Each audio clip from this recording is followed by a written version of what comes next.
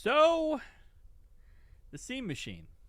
It showed up on Geekbench, which is interesting, just because it hasn't officially launched yet, but there are reports it's going to launch by the end of this month, so you never know.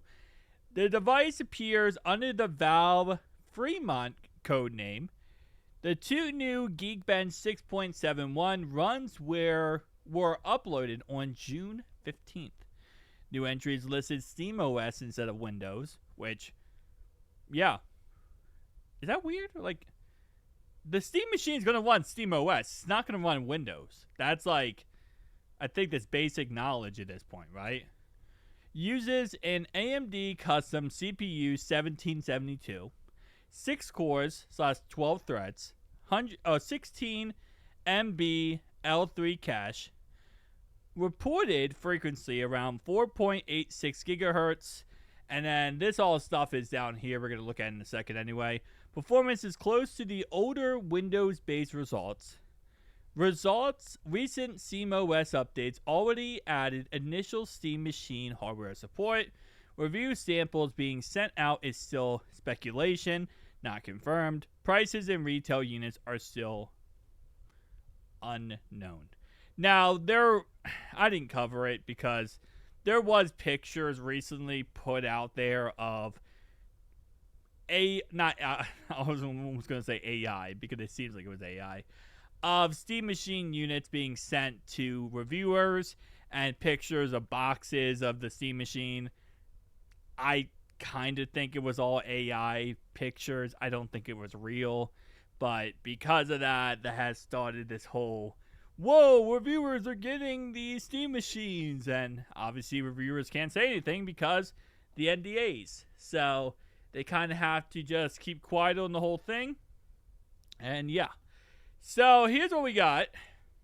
So we got the Fremont again.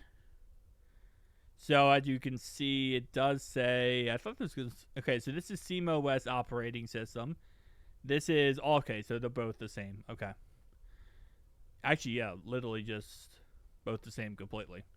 But we have uploaded June 15th, and then we have the updated or uploaded August 19th, and these are Windows-based systems. So if I go and scroll over real fast, the Windows-based versions are these two down here. So 2412 and 7451, and then 2304 and 7117. See Windows right here. The SteamOS or Linux, which is just Linux, obviously.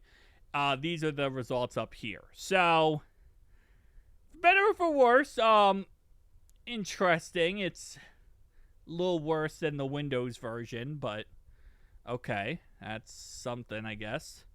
But yeah,